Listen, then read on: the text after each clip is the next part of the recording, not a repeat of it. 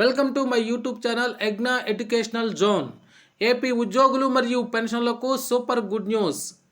పిఆర్సీలపై త్వరలోనే నిర్ణయం. పెన్షన్లకు ప్రత్యేక కార్పొరేషన్. ప్రెస్ మీట్లో చంద్రబాబు, పవన్ కళ్యాణ్. ఆ వివరాలేంటో ఒకసారి ఈ వీడియోలో చూసేద్దాం.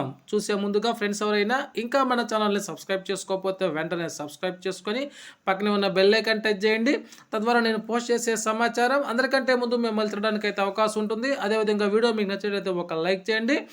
మీరు లైక్ చేయడం ద్వారా మన వీడియో మరికొంతమంది మిత్రులకు చేరడానికైతే అవకాశం ఉంటుంది.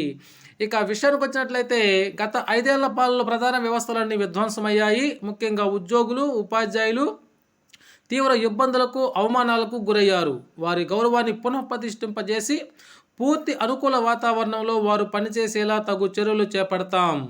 సిపిఎస్, జిపిఎస్ విధానాన్ని పునఃసమీక్షించి ఆమోదయోగ్యమైన పరిష్కారానికి కృషి చేస్తామని తెలియజేయడం జరిగింది. అందులో భాగానే నిన్నటి రోజున పవన్ కళ్యాణ్ గారు ప్రెస్ మీట్ ఏర్పాటు చేసి సిపిఎస్ విధానం గురించి నా మనసులో ఉంది, దాని గురించి అందరూ ఆమోదయోగ్యంగా ఉండేటట్టుగా 1 సంవత్సరం రోజుల వ్యవధిలోనే మంచి పరిష్కార మార్గాన్ని అయితే ఏర్పాటు చేస్తాను, దానికి కృషి చేస్తానని చెప్పడం జరిగింది. ఇక ఉద్యోగులకు మెరుగైన పిఆర్సీని అమలు చేస్తాం. అంతకంటే ముందు ఏపీ ఉద్యోగులకు ఇంటీరియం రిలీఫ్ను కూడా ఏర్పాటు చేస్తామని చెప్పడం జరిగింది. అదేవిధంగా అలవెన్స్ పేమెంట్స్ పైన కూడా పునఃపరిశీలన చేస్తామని చెప్పడం జరిగింది.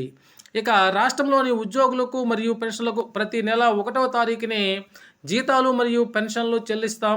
అదేవిధంగా వారికి రావాల్సినటువంటి బకాయిలను కూడా చెల్లించే ఏర్పాటు చేయబడుతుందని చెప్పడం జరిగింది. ఇక పెన్షన్ల కోసం ప్రత్యేకంగా కార్పొరేషన్ ఏర్పాటు దిశగా చర్యలు తీసుకుంటున్నాం అని తెలియజేశారు. తక్కువ జీతాలు పొందే అవుట్సోర్సింగ్ ఉద్యోగులు, కాంట్రాక్ట్ ఉద్యోగులు, అదేవిధంగా కన్సాలిడేటెడ్ ఉద్యోగులకు వివిధ రకాల ప్రభుత్వ పథకాలని వర్తింపజేస్తాం అని చెప్పడం జరిగింది. ఇక వాలంటీర్లకు గౌరవ వేతనంగా ప్రస్తుతం ఇస్తున్నటువంటి 5,000 రూపాయల నుంచి 10,000 రూపాయలు ఇచ్చే విధంగా చర్యలు తీసుకుంటామని ఈ సందర్భంగా వారు తెలియజేయడం జరిగింది. ఇవన్నీ కూడా సకాలంలో అమలయ్యి ఏపీ ఉద్యోగులు మరియు పెన్షన్లకు మేలు జరగాలని మనం అందరం కోరుకున్నాం మిత్రులారా. Okay friends, thank you.